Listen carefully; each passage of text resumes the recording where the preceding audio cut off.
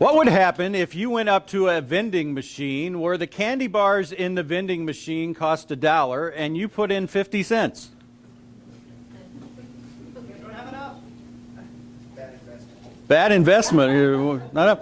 Well, when you get half a candy bar? I mean, if a candy bar is $1 and you put in 50 cents, you should get half a candy bar, right? Just on some level, it makes sense. But the rest of it, what we know is like that's not how it works. A vending machine absolutely will not, never, ever will work that way. But do we approach our Christian life that way a little bit?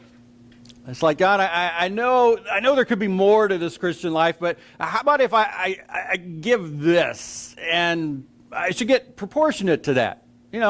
50 cents for $1, I should get half of the experience of the Christian life. Now, I'm not talking about doing works. God does not grade us on works. Grace says that, we are saved as a result of our faith in Him, relying on Him, surrendering to Him, committing to Him. But that's what I am talking about. This whole section, we've been talking about commitment. And I mentioned last week, our commitment doesn't have to be perfect. It will never be perfect. But it can't be partial. Because in reality, there's no such thing as partial commitment. Committing to God is giving up control. And if I only commit to Him in this area, if I only give up control in this area, and this area, but not this one, who's really in control? Yeah, I still am, because I've decided, God, okay, you can have this, but not this. Here's the limit, here's my line. I'm still in control, so I really haven't committed. Partial commitment is no commitment. And again, God doesn't expect us to be perfect, but He does expect total, complete commitment. And then we experience this Christian life. Well, again, that's been the focus. Ever since Jesus came down the mountain from the Sermon on the Mount, He's been talking about true faith versus just believing. He's been talking about not just having Jesus come in and improve our version of life, but radically transforming our lives. Last week, not just being changed, but being truly committed to Him. All of that, and He continues it here, but He does it with a different format. He begins to teach in parables. Chapter 13 is full of parables, these stories that Jesus tells, and they illustrate the same idea we've been seeing. And it's interesting, especially what we're going to look at today, they illustrate it doubly. Because just the nature of parables themselves, we're going to see, there's something about them. It takes something to even get the point of a parable. And then the point of today's parable we're going to look at is the same element. We're going to look at the parable of, Jesus calls it the parable of the sower. And I hate to disagree with Jesus, but I'm like, it's really the parable of the soils, because the sower's the same. There's no lesson about the sower. It's all about the soils. That's the emphasis. But He calls it actually down here. Let me tell you about the parable of the sower. So, we'll go with that because Jesus said it. But the focus is on the soils. Just let me tell you. And Jesus knew that. He just maybe was trying to get us awake for a while. And so the question I want us to ask today is, why does each soil have its effect? Because I want to see that there could be some ways that again, are total commitment to God, but imperfect, that each problem with the soil might affect us, even though we've got that commitment. So I want us to see, what is it, and is it impacting me? So let's look here. Chapter 13, verse 1 says, that same day Jesus went out of the house and sat by the lake. Again, ever since He came down the mountain from Matthew 7 to 8, there's been these phrases that tie everything together. And it doesn't mean it all happened on one day, but every time it just keeps picking it up. Matthew wants you to know this all goes together. Keep it in mind. It's all the context. Such large crowds gathered around Him that He got into a boat and sat in it while all the people stood on the shore. Then He told them many things in parables, saying, a farmer went out to sow his seed. As he was scattering the seed, some fell along the path, and the birds came and ate it. Some fell on rocky places where it did not have much soil. It sprang up quickly because the soil was shallow. But when the sun came up, the plants were scorched, and they withered because they had no root. Other seed fell among thorns, which grew up and choked the plants. Still others' seed fell on good soil, where it produced a crop, 100, 60, or 30 times what was sown. Whoever has ears, let them hear. Now, that verse 9 is a key verse here. Whoever has ears. Well, who has ears? Everyone, unless you're Vincent van Gogh and you're missing one through your own choice. For the most part, everyone has ears. So he say, whoever has ears, let him hear. It's not just hear the sounds. It's, are you hearing this? Are you getting this? Our dog Rio talks to us, a lot of times. If you've ever been around, she was talking this morning and just wouldn't stop. And I think the thing, we heard her, but I think there's something in her mind. So, yeah, but you aren't hearing me. Nothing's changing. You aren't doing what you probably know I want you to. Jesus, that's what he's talking about. Whoever has ears, that's everyone, hear this, get this, listen to this, be open to it, and then act on it. Now, we're going to skip down. Jesus next talks about the nature of parables themselves, but if we skip down to verse 18, he's going to specifically interpret this parable, and I want to look at that first. So, verse 18, he says to his disciples, and he's gotten off alone with them. He told the parable to the crowds. Now he's talking to the disciples. Look then to what the parable of the sower means. Now, let's stop there, because the first question or first thought it raises is, why does Jesus have to explain that? Have you ever heard about parables? They're these simple stories. Jesus tells these simple stories so you can easily get the meaning, and that's not really what a parable's like, is it? Or else Jesus wouldn't have to explain it to these disciples. We're going to see later in the chapter, they specifically ask him, what's the meaning of this? And even everything we're going to see in the middle today. You'll make the point. It's been pointed out, parables, they're sort of a double-edged sword. They both conceal and reveal. Parables conceal the truth. Jesus doesn't just come out and say the lesson, just straightforward. But they also, if you're willing to be open to it, certainly willing to work at it a little bit, they reveal the truth in a way that goes beyond just straightforward talking. And the difference, that what makes the difference is the heart. Where's my heart? So let's look at that. He explains, verse 19, when anyone hears the message about the kingdom and does not understand it, the evil one comes and snatches away what was sown in their heart. This is the seed sown along the path. So the problem there, he says, does not understand it. So what's that mean? Dumb people won't get into heaven? You hear this and it just doesn't click, doesn't register. You can't get it. You don't get into heaven.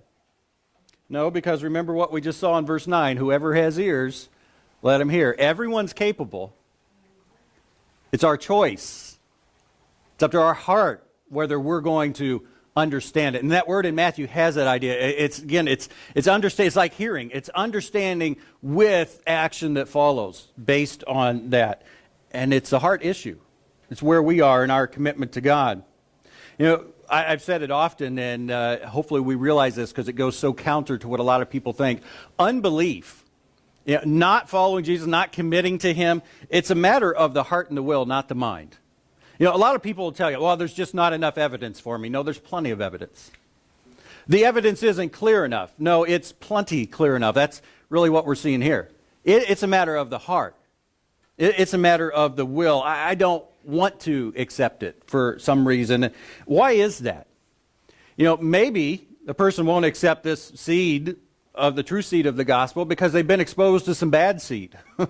I met some people that, the version of Christianity they heard was very legalistic, and they came to think, that's Christianity, I don't want it. And so anytime they maybe hear about it later, that's what's, oh no, I've been there, done that, don't want it. Maybe it's a problem with the sower, whoever's specifically sowing the seed, passing it on to them.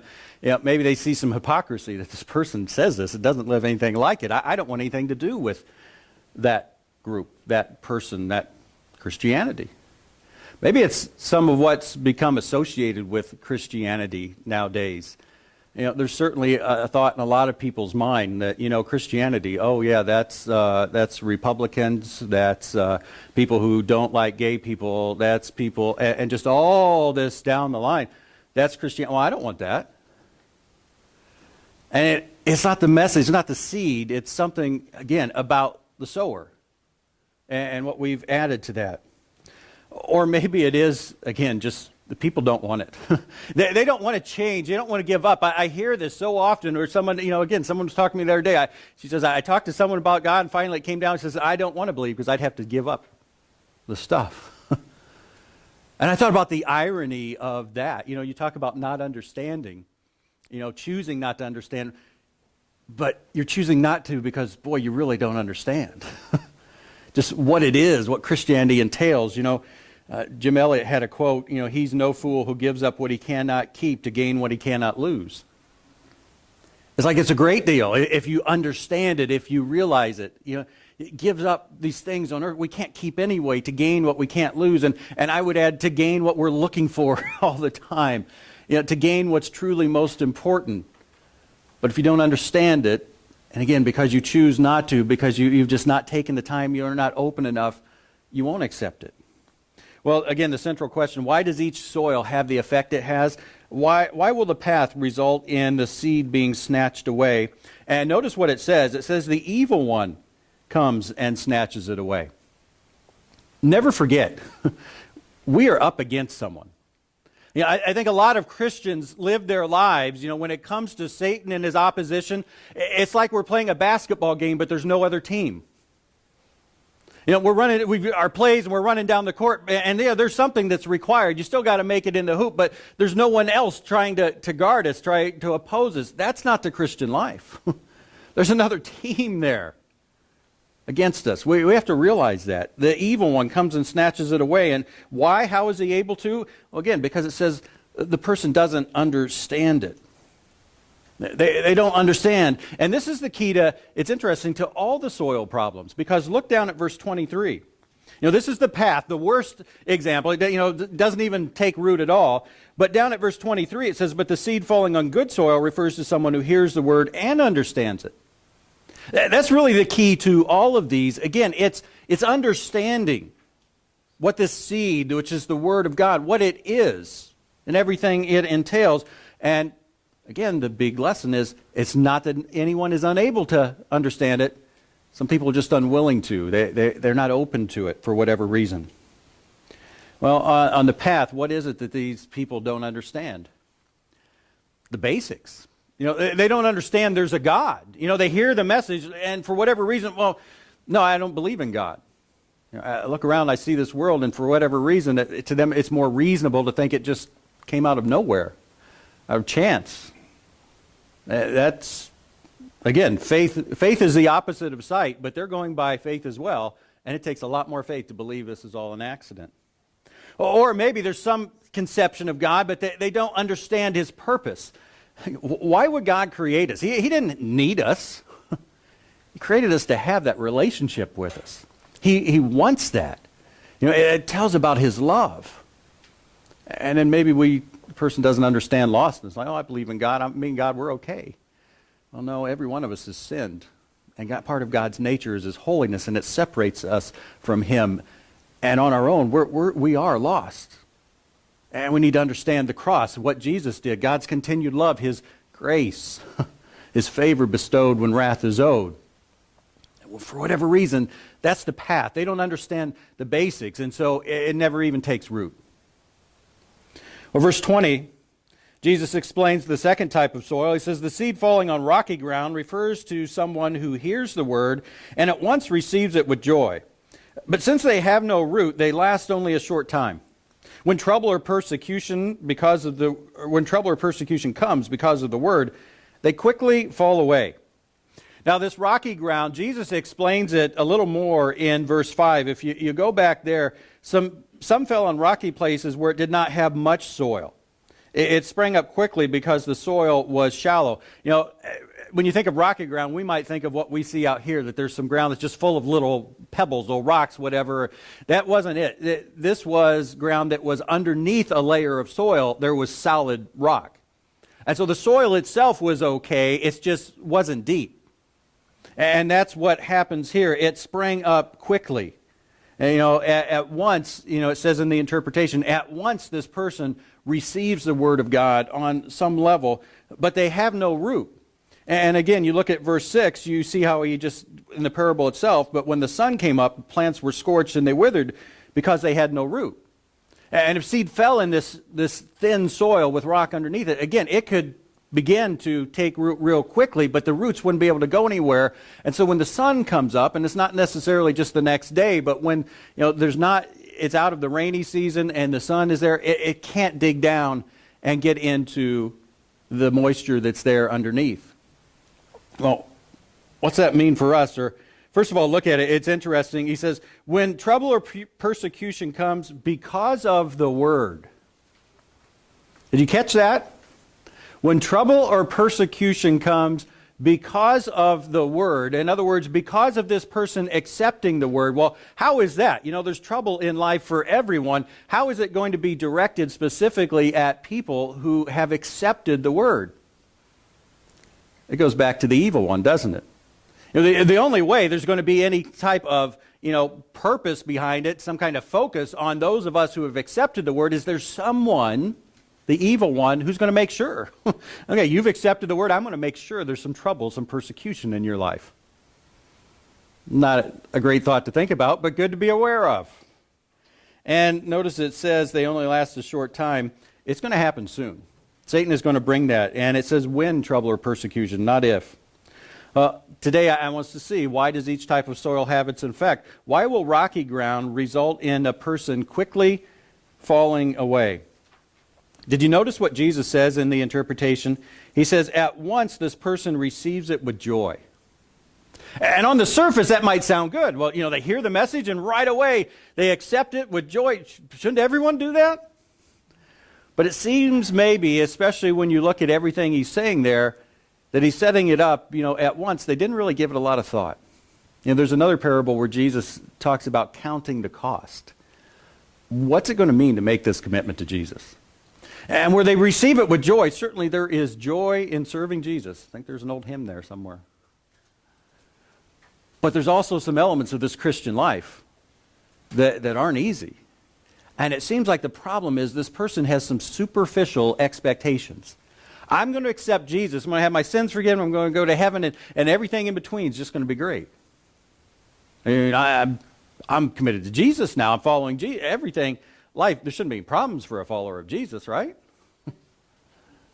And there's some people who would think. And here's that. We laugh at that. But even then, don't we sometimes have, well, I know there's some problems, but boy, there shouldn't be that many problems. The problems shouldn't last that long. We've got our own issues when it comes to that sometimes. And so, again, I said the key to all these soils is understanding or lack of. Here, it's understanding the nature of Christianity. It's not the basics before. There is a God, lostness, all that. It's, all right, what is the Christian life? What's it entail?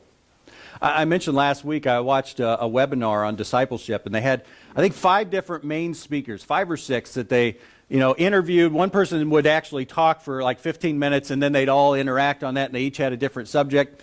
And 5 of them, if there were 6, 5 of them were from the U.S., 1 of them was from India. And you know what? If you had read the transcript of this, and not just listened to his Indian accent, you would know exactly what things he said. It was, and these people here, these 5 were committed to discipleship, but still there was just such a different perspective.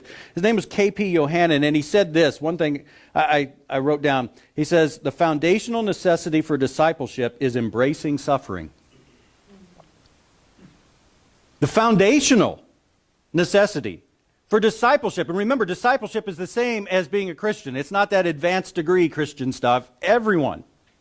So the foundational necessity for even becoming a Christian, for living this Christian life, is embracing suffering. Now, that doesn't mean you look for it, you try to find it, you go out of your way.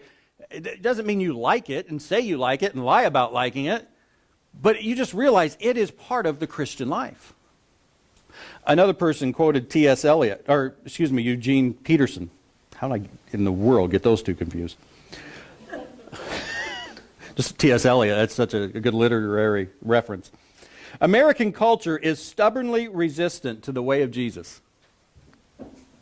American culture is stubbornly resistant to the way of Jesus. We don't really want the way of Jesus. We want Jesus, but again, we want Jesus on our terms. Jesus, come into my idea of how life should be, and please make it better, because life should be this way. It's not. I bet you can really improve things. It's just so different. And we're in the midst of this culture. So, again, you have these totally wrong expectations. Well, what's the key to avoid this? Right expectations. Doesn't that make sense? 2 Timothy 3:12, it's on your handout, says, in fact, everyone who wants to live a godly life in Christ will be persecuted. Is there any question there, any doubt there? Everyone who wants to live a godly life in Christ will be persecuted. Now, does that mean we're going to be, physically persecuted for our faith, thrown in jail, tortured? Not necessarily. There are certainly people you read about. I mean, if you just look at the regular news, it doesn't even have to have a Christian slant. You'll see it every week. There's things going on. Churches burned down, people killed for their faith. And that may be, but remember, it's not just the persecution. It can be the trials, the troubles too, that Satan will bring on people for being a Christian. One way or the other, we are going to experience difficulties. If we don't know that, if we're not aware of that and prepared for that and ready for that. I hear so many people, and again, I certainly support and I commend the effort to try to keep things, in the Christian spirit that our nation was founded. But at the same time, there's this part of me that realizes it's probably not going to stay that way, and we shouldn't be surprised. It never does stay that way. There's going to be more and more persecution, not less. Verse 22, Jesus looks at another type of soil. He says, the seed falling among the thorns refers to someone who hears the word, but the worries of this life and the deceitfulness of wealth choke the word, making it unfruitful. So again, these two soils, there's some similarities and difference between the rocky soil and the thorny. In the rocky soil, the trouble and persecution come later, specifically because the person is a Christian, because of the word, because they've accepted the word. The thorny soil, the thorny ground, the worries of the life and deceitfulness of wealth, those are present to begin with. And they're present in general. They were just there already before the person accepted the word. That's a part of life, worries of life, deceitfulness of wealth. And again, why does this thorny soil, why does it result in the effect it does? Why does it make the word unfruitful, as it says? Well, notice there's two kinds of thorns. And it says both types, the worries of this life and the deceitfulness of wealth, choke the word. Choke the word. What's that mean? Okay, if we know anything about plants, these weeds, they take all the food that's there in the soil. They take all the water that comes down, the sun that's shining there. They take all of that. And the good plants that try to grow, they aren't able to. They're choked out because of that. Well, for us, again, the lesson is these things, they take our focus. They take our energy in life. They really, again, that's another way to look at commitment. These things have our commitment. Well, how is that true? The worries of this life. And you see them constantly battling for our focus and for our energy, which is another word for commitment. And think about it, sometimes you think about worries of this life, sometimes we think about the big problems. I go along today, no worries. Oh, here's a big problem, here's a worry. Just our normal everyday, how I make a living. That's the worries of this life. How I get along in a relationship. That's the worries of this life. What's happening to my health, what might happen now. That's the worries of this life. And how much time do we spend on those, even when there's no crisis? How much focus, how much energy? And then the deceitfulness of wealth. Notice not just wealth, but the deceitfulness of wealth. There's something about wealth. But I also want to say this. Part of the deceitfulness is to think, I can handle the wealth without the deceitfulness. That's part of the deceitfulness. And not saying it's impossible, but boy, there's just something about wealth. And it affects those other things as well. It's not just wealth for the sake of, I get this and I want this and I'd like this. But boy, if I have wealth, it makes those worries of life less worrisome because I've got wealth. I've got money. I'm set. I'm taken care of. And that's the deceitfulness to think that's where I should put my focus. That's where I should put my trust, is in that. It says in 1 Timothy 6, those who want to get rich fall into temptation and a trap and into many foolish and harmful desires that plunge people into ruin and destruction. That's a pretty serious verse. For the love of money is a root of all kinds of evil. And again, not money, but the love of it. But boy, it's tough not to love it. Some people eager for money have wandered from the faith and have pierced themselves with many griefs. We need to take that serious, and especially in our culture. There's some cultures maybe not as serious because there's whole classes of people that I'm never going to have money, ever. It's not my role in this society I'm in. But for us, it's the American dream. It's possible. And again, there's certainly nothing inherently wrong with it, but boy, what comes with it and can come with it. And so the key to all these soils, again, the problem is a wrong understanding. The key is a proper understanding. And the same thing when it comes to worries, when it comes to wealth.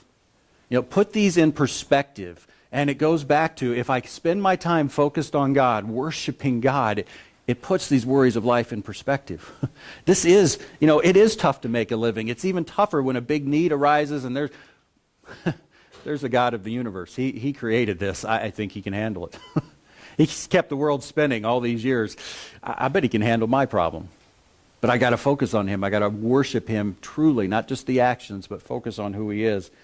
And again, make a commitment to the word versus those things. That's the problem in that thorny soil. I've got partly committed to God, partly committed to, I got to spend some time on these worries and that. And again, we got to spend some time making a living, but where's our real focus? Notice what he also says, these thorns choke out the word, making it unfruitful. And that struck me because back in Matthew 12:33, and I put the verse there, Jesus said, make a tree good and its fruit will be good, or make a tree bad and its fruit will be bad, for a tree is recognized by its fruit. He seems to be saying a tree's going to have fruit, either good fruit or bad fruit. And then it says here, unfruitful. Well, how's that? Notice what he said in Matthew 12:30, that same passage from that other verse. He says, whoever is not with me is against me, and whoever does not gather with me scatters. The fact is, every type of plant, every type of tree, it is going to be producing some fruit. But Jesus is saying this was unfruitful, and it's not producing the fruit that it's supposed to be. And Jesus, in different analogies and metaphors, parables, he's going to be using things in opposite ways at times. And we need to be aware of that. And, that comes up even, who's the lion in the Bible? Who's called a lion? God. Who else is called a lion? Who else? Satan. There you go. So you can't say, a lion, that's always Jesus. Same thing. So the parables, be ready for that. There's going to be some things that are different. And same thing here. He's talking about seeds and plants, talking about trees. But that is saying in Matthew there, whoever is not with me is against me. Stop and think about that. And I always think about the Pharisees, because you know what? On the surface even, they started off, they weren't really with him. When the Magi came and said, hey, the Messiah's born, what'd the Jews do? The Jewish leaders? They went to lunch, they totally didn't pay attention. They weren't with him. But we see as he becomes apparent of his focus, they're against him. And same thing can happen. If we're not with Jesus, we're against him. If we're not gathering with him, we're scattering. We're undermining his ministry. And I say this again, I'm not trying to undermine grace. If you know me, you know the focus I give to grace. God, we are not saved by any level of good works. But it goes back to that idea of we do receive salvation by a commitment to God. And a partial commitment isn't a commitment. It has to be complete. It won't be perfect how we live it out, but it has to be complete. There can't be any off-the-table areas. Both of these two soils, these second two, the rocky and the thorny, they're both partial commitment, aren't they? You think about the rocky soil, it's shallow. It has a lack of depth. God, I'll live for you as long as nothing bad happens. And the thorny soil, it's crowded. There's a lack of width. It's like, God, there's areas of my life. No, you can't get into there because it's taken up by something else. The thorny soil is unfruitful. The rocky soil, the plant withers, so there's no fruit there. Again, partial commitment is no commitment. But Jesus says, verse 23, the seed falling on good soil refers to someone who hears the word and understands it. This is the one who produces a crop yielding 100, 60, or 30 times what was sown. This person hears the word he says and understands it. So smart people get into heaven. Once again, whoever has ears, let him hear. Anyone can understand this. Anyone can get this and act on it. It's up to us and our heart. And if we will do that, it says it produces a crop. And here's another time where you have to take, what's it mean in this specific parable, in this metaphor of Jesus? Because often a crop are other people. The fields are wide unto harvest. There's all kinds of people ready to come to God. But not here, because people in the parable of the sower, they're represented by the different soils. So what's the crop? It's the effect of the Word in our life. What happens in my life because I have accepted the Word? And it's all the things the Bible talks about, summed up by being transformed into the image of Christ. It's the fruits of the Spirit. Love and joy, patience, peace, gentleness, all those things. It's the rest that Jesus talked about. Come to me, all you who are weary and heavy laden, and I will give you rest. That's part of that fruit. That's part of the crop. And look what Jesus says. He says, it will yield 160 or 30 times what was sown. And I looked, I couldn't find it because this is so different from our culture. When we say something, don't we usually count up? We'd say 30, 60, 100 times what was sown. And I don't know if there's something in their culture. I didn't see anything that said that. My thought was Jesus saying you should expect 100 times. If not that, okay, 60. If not that, 30, which is still great. But he starts at that big number. That should be the Christian life. You should be living it in such a way that just what you receive as a result of living the Word is so overwhelming. Well, again, the central question, why the soils? Why will the good soil result in a crop? Because this person understands the Word. They're open to it. They take the time to do that. And that leads us into today the root problem. And I guess it fits this parable more than any. What's the root problem? And I think, okay, someone laughed. Put that on the tape. Someone laughed. It wasn't loud, but they got it. What is the root problem? And I think it's summed up in these middle verses that Jesus says. Look at verse 10. Go back to that. The disciples came to him and asked, why do you speak to the people in parables? Now, from what we can tell, even though Matthew is putting it here, they probably did that later. It wasn't like they interrupted him because he's going to rattle off some parables here. Seems like later they asked him, and even they asked him in the plural, and he's only said one. But so they take him aside. Jesus, why do you speak to the people in parables? And what's underneath that question of theirs? We see in other places, Jesus spoke to the people in parables, and he knew the effect it was going to have. It was going to thin the crowds. Well, I think the disciples realized that too. And so they're asking, Jesus, why are you thinning the crowds? You're the Messiah. We plan on overthrowing Rome. We need a big group of people, and there's less we had than when you were doing those. They really like those miracles, Jesus. Feeding them especially. That one gets them. But, any miracle will do. Just, why are you speaking them in parables? And look what Jesus answers. He replied, because the knowledge of the secrets of the kingdom of heaven has been given to you, but not to them.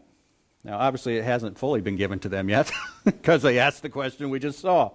But we're going to see what the difference is. They don't have full understanding, but they have full commitment to understand. Whoever has will be given more. They will have an abundance. Whoever does not have, even what they have will be taken from them. That's not politically correct. This is why I speak to them in parables, he says. Though seeing they do not see, though hearing they do not hear or understand, in them is fulfilled the prophecy of Isaiah. You will be ever hearing, but never understanding. You will be ever seeing, but never perceiving. For this people's heart has become calloused. They hardly hear with their ears, and they have closed their eyes. Otherwise, they might see with their eyes, hear with their ears, understand with their hearts, and turn, and I would heal them.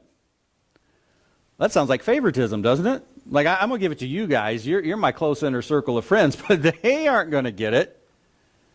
Again, not very politically correct nowadays, where everyone should get even. Well, what's the key to the good soil? He hears it, the word, and understands it. What's the problem with the other soils? He doesn't understand it. Either the basic truthfulness of the path itself, God and all that, or the nature of it. But remember what's at the heart of all of these soils? It is the heart.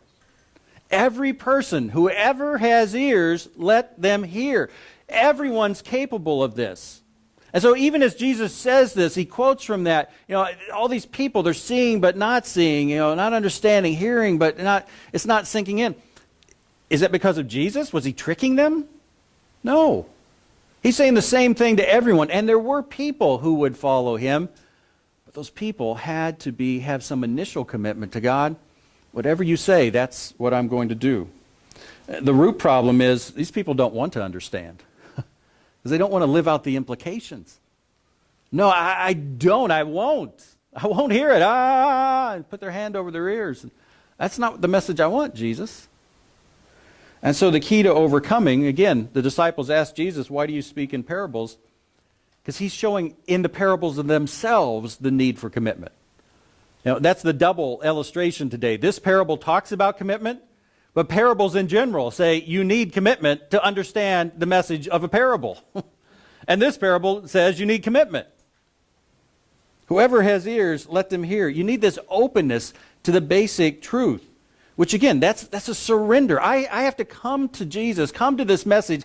God, whatever you say, all right, I'm in. I'm going to sign my name on that blank paper. Most of the audience couldn't do that. No, they'd already written out, the Messiah will deliver us from Rome. They want Jesus to sign his name to that. I'll sign right under yours if that's what you're promising. And they missed the message of the parables. Not because they weren't able to. Because they didn't really want the message of the parables. They didn't want to hear what Jesus was saying. But here's the thing. If we're truly committed to the truth, surrendered to the truth, whatever it is, we'll find God. If not, we'll miss God. And that's what these people were doing. Now, I thought about it again. What's another theme that we've had for a while? We don't always know what we don't know, do we? You don't know what you don't know, right, Darren? How true is that? How true is that in general? And I thought about us, and I look at these soils, and I thought, maybe I don't know, there's a part of me that's like the path, that I can hear something over and over, and it doesn't sink in at all. Or that rocky soil that, all right away, I'm in, and then, oh yeah, there's something good on TV now. The prayer, God, I'm going to pray to you every morning. Well, not this morning, I'm really tired. Or the thorny soil. There's these things are already there. It's God, I'm for you, but come on, these other things of life, you just know how much time they take up. And if I could just get a little bit ahead, God, just see how things are going to work out. And that's why I said last week, we need to ruthlessly examine our lives. And that idea of come to them with this assumption, there is something that needs to change versus I wonder if there's something. Because it's easy not to find something if we wonder if there's something. But if we come with the assumption, there is something, what is it? Well, what do I need to do? Now, I thought about two questions that even take that further. First of all, ask yourself, which bad soil am I more inclined to? And I worded it that way, not which bad soil am I, or am I a bad soil? Because then no, I'm not. Which one? Okay, let's say you're not, but if you were, which one would you be more inclined to? Yeah? You thought already? That's good. Which one? And again, it might be different areas. There's this area where I'm that path where I don't even begin to make a commitment. There's this area where I start to and I can never follow through. And there's this area where, I'm doing it sort of, but boy, I got all these other things going on. Which one am I more inclined to? And how inclined am I? How inclined am I? And then second, how committed am I to understanding? Again, this word that Jesus uses, which does mean, it is some mental element of, I get the truth, I understand how it all fits together, and acting on it. How committed am I to that? And it takes some time, so that's certainly an element. I've got to get in the Word. I've got to be talking with people. I've got to be living it out. But there's also an element of honest examination, that commitment, being willing to deconstruct what I think and how I act on a certain subject. I remember being in a theology class, and a couple things, and they sort of worked together. Someone asked the professor a question, and he had to stop and think about it. And I forget if he said it, they said it. It's like he's got to see how it fits in with his whole theological system. And I thought, yeah, that's what systematic theology is. It has to all fit together. If it doesn't, he hasn't really thought it out. But the thing that reminded me here is I wrote a paper once that disagreed with him. And here's the thing: I'm me, and he's the doctor and professor, but I got my idea from another professor who, equal standing and credentials. And it's like he didn't even budge, didn't seem to give it much thought. And I wondered, is that because it's really just a dumb idea? Or you've had your idea for so long, you're just like, no, it's too late in life to change. Because if I change that, I'd have to change this and this, again, because they're all linked together. And what about us? When we hear some of these things, are we willing to just totally deconstruct what I think about faith and kindness and growth and giving and whatever it is. We have to be willing to. Or else we're saying, I've got it all figured out and there's nothing I need to change. There is. That's part of it. It's part, and again, the worship of God. When I worship Him and view just who He is, oh yeah, and then me, it makes it a lot easier to believe, yeah, that I probably don't have it all figured out. I should be open to some deconstruction and reconstruction. And here's the thing, both of those require grace. You are never going to answer a question like, which bad soil am I more inclined to, if you think that you relate to God on the basis of your works, because you're trying to hide. Well, I can't say that. God might not know. I don't want Him to catch on that I'm inclined toward this bad soil. No, it's not based on that. So you can be honest with God. He knows anyway. And I can be committed to totally deconstructing something I think. God's not up there in heaven saying, oh my, I just don't think you're ever going to get it. No, He's working with us to get it. And then lastly, what will it look like? I always like, when we do this, and I think the verses that we haven't read yet, verses 16 and 17. But blessed are your eyes because they see, and your ears because they hear. Again, contrasting with those people whose eyes don't see, whose ears don't hear. For truly I tell you, many prophets and righteous people long to see what you see, but did not see it, and to hear what you hear, but did not hear it. Do you ever stop and think about the thousands of years? I mean, we know the time from Abram up to Jesus, 2,000. Even before that, these people, they heard little promises, little glimpses, little nuggets of this is what God is going to do. He's going to send someone who's going to bite the heel, have his heel bitten, but He's going to crush the serpent. And, there's going to be a Lion of Judah, and there's going to be a descendant of it, all these things. And the prophets are like, oh, there's something great coming. I wish I could see it. I wish I knew what it was. I know we know more than the guys did before, but, well, we don't know. And Jesus is saying, you guys got the big picture. And you know what? We have an even fuller picture than the disciples had on the day Jesus said it to them. Because we know about the cross. And we have the rest of the New Testament. We can really get it. But to get it, we've got to get it. We've got to hear with our ears whatever it is that Jesus says. And then we'll experience that full commitment. We'll get the full candy bar. Not perfect commitment. I don't know how the analogy would work there with a vending machine. But full commitment. I'll experience that, what Jesus wants, what people for hundreds, thousands of years have been waiting to experience. Well, if you look, there are a couple things about that last line that's always on the handout. One, after the discipleship seminar, instead of starting the discussion, I thought, let's start phrasing this, start to live it out.